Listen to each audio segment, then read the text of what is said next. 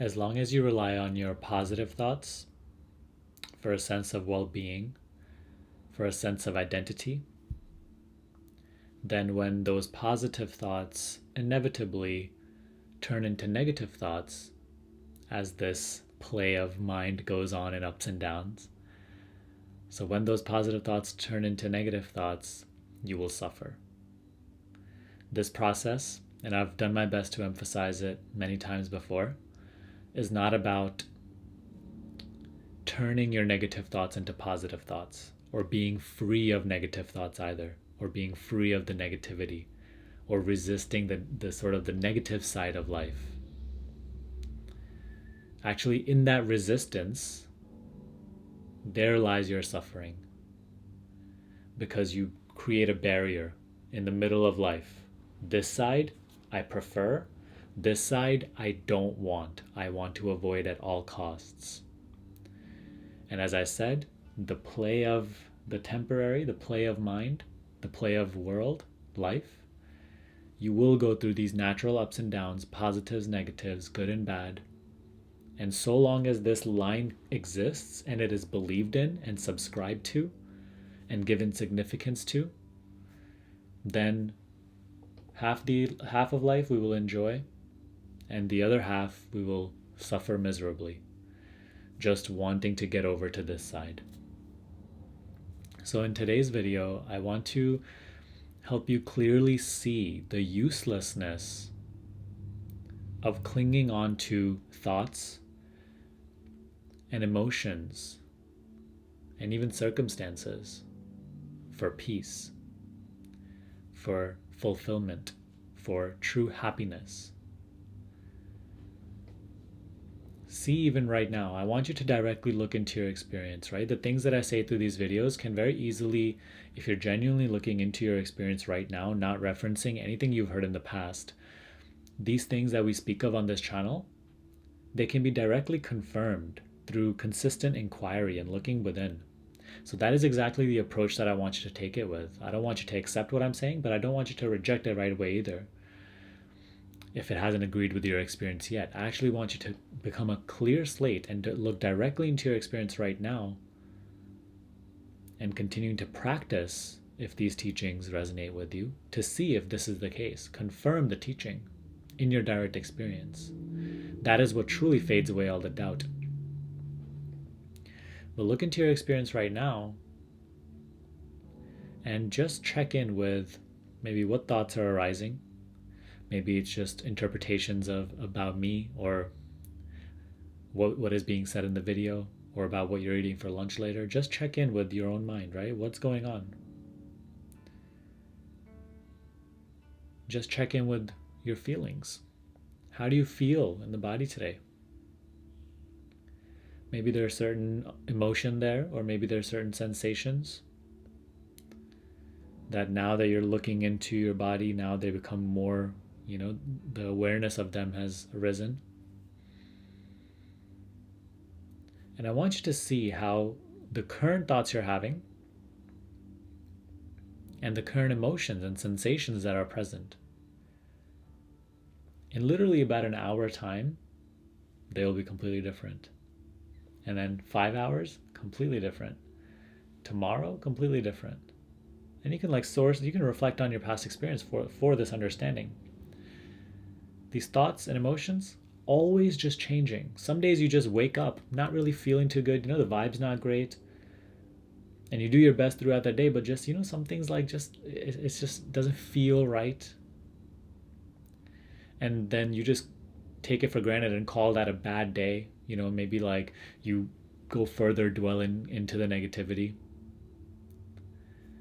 But some days you wake up great and everything is great. Everything is so easy. Practicing these teachings is so easy. Thoughts are generally pleasant. Feelings are good. Circumstances are unfolding well also.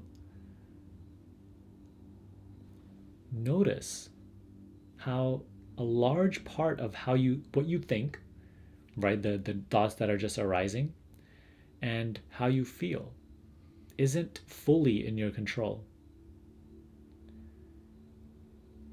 In this moment, If you literally try to just focus your attention on, let's just say, an object, and I always go to a water bottle, but if you just try to focus your attention on an object, thoughts come out of nowhere and take your attention away on the thoughts. And what they're saying, right? What they're projecting, you're not necessarily controlling. It's just happening. So see how, like, even when you try, give it your best effort to just be completely thoughtless or even focus on one thought, you will just continue to have more and more thoughts, which you're not necessarily choosing. Same with emotions. Let's say there's great anger here right now. You may not necessarily be able to just be free of the anger.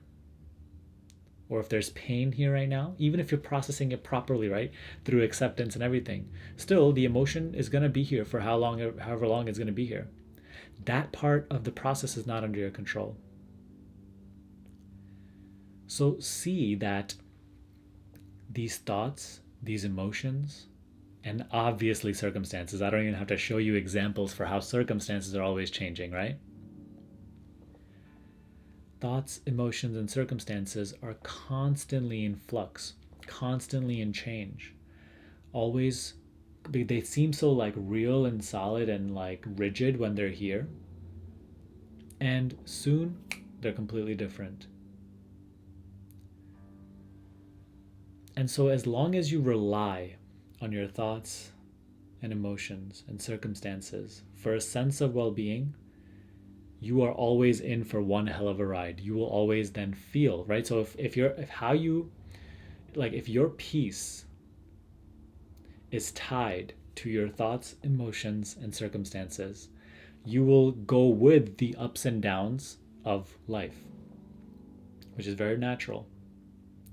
The ups and downs are natural. Going with them is not needed. That is what is pleasure, pain, pleasure, pain, pleasure, pain. And then from this cycle, you seek release. And that is why you're here in the spiritual teachings. And this is what I want to make clear today. That the peace you seek, the happiness, the contentment, not happiness like an emotion, okay? We're not talking about a sense of pleasure. We're talking about a deep contentment, a sense of fullness, which itself is not an emotion. This peace cannot be found in temporary things. What you seek, the peace, the stable peace, cannot be found in that which comes and goes, in that which changes. And as long as you rely on thoughts, right, especially like when we go through these teachings, you're like, okay, I'm supposed to disengage from obviously the negative thoughts, but Sunny, do I also disengage from the positive thoughts? What's the need to cling on to positive thoughts also? It's because you like thinking positive thoughts, which make you feel better about yourself, because they feed your personal story in a good way, which makes you feel better. You, the ego. This is the tendency that needs to be broken. Because the positive thoughts, when relied on, they will eventually turn into negative thoughts. And you will then be all sorts of restless and do all sorts of things, like jumping on trampolines, trying to get your, like all this sorts of exercises, all these sorts of techniques to get back on the positive side. And then life becomes truly like a hassle, it's just always trying to maintain a positive state. But actually, that's not what spirituality is all about. That's not what life is at all about. Our job here is not to just cling to the positive and avoid the negative, but it's actually to create depth in our understanding of ourselves so that we're able to see, we're able to be with the positives and negatives as they flow. Right? You don't see a tree clinging on to the summer. The fall comes and the winter comes and all the leaves get knocked out. The tree quite literally looks like it's struggling for survival, but it's in perfect equanimity, completely in acceptance of the weather. And very soon the spring and the summer come as well.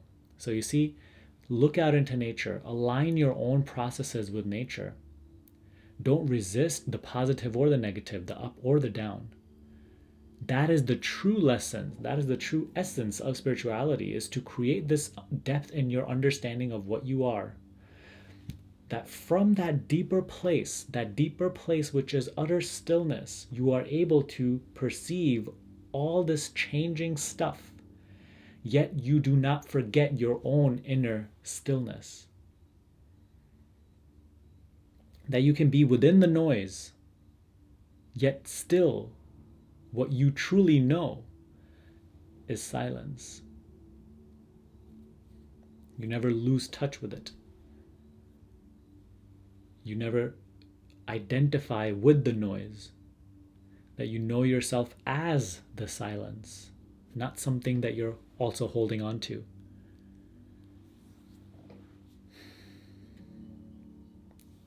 So then, if you can't find peace in thoughts, emotions, and circumstances, where to look? Look at yourself, not your body.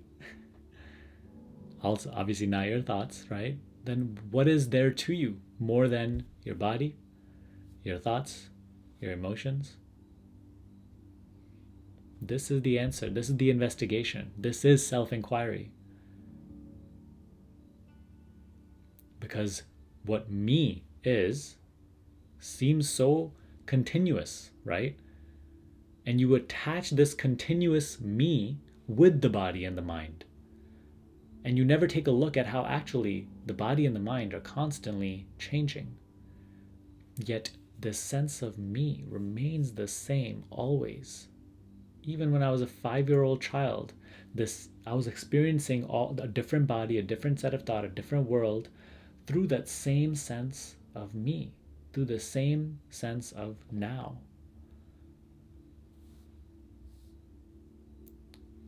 And it's the same today as well, however old you are. So there is something that's registering the continuity, something that's staying constant, registering the change. And that is this essence that is invisible, yet so obviously here, that we're investigating into. That is literally the entire teaching on this channel. That's what we cover and dive into. So if you want peace, if you want a more stable sense of happiness, you must know what you are. Instead of investing your sense of identity and well-being in what you are not.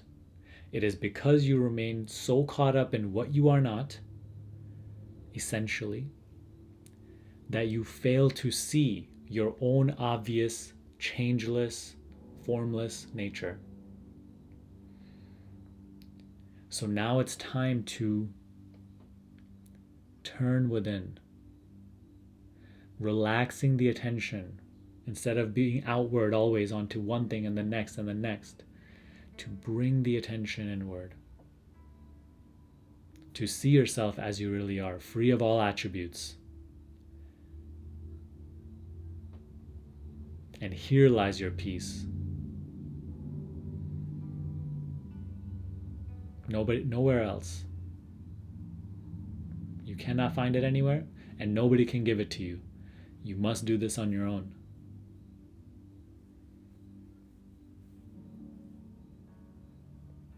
And this is not something you will ever have to cling on to. This is not something you will ever have to maintain or do something to achieve. Even inquiry itself is you just, learning to unclutter all that you have accumulated. Inquiry is not necessarily another practice to create a different state. It is you now actually letting go of everything that is not essential to you, thereby seeing yourself as you are, making this discovery possible. So if you're new to the channel and if you're watching this far, well, I commend you. Welcome.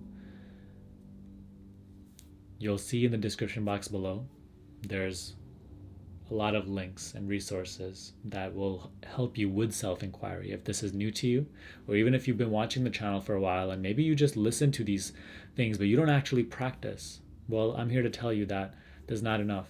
The practice is what is essential. The practice is what is going to bring you the fruit of this whole process. Okay, so check the description box below. There's a bunch of resources and all my recommended playlists that will teach you how to implement inquiry and deepen this seeing, this clear seeing, and how to unclutter, okay, and how to let go. So go through all those materials and start implementing what we speak of, because that is the way to be free. That is the way to peace, to seeing that there is no way to peace, because peace is what I am, from where I speak, from where I perceive. Thanks for watching this video. Just 2 things before you go. If you want to learn how to implement the teaching that we cover on this channel in a step-by-step format and really develop your understanding of it in a faster way, make sure to watch my free 1-hour class that I'm offering right now. And second, if you want to work with me personally to help you dissolve mind identification and return to peace through self-inquiry, check out my program down below. It's called the Higher Consciousness Shift. Enrollments are now open, so just check out the details and book your free call, and we'll see if it's right for you. That's all I have for you today. Make sure to subscribe to the channel, and I'll see you in the next video.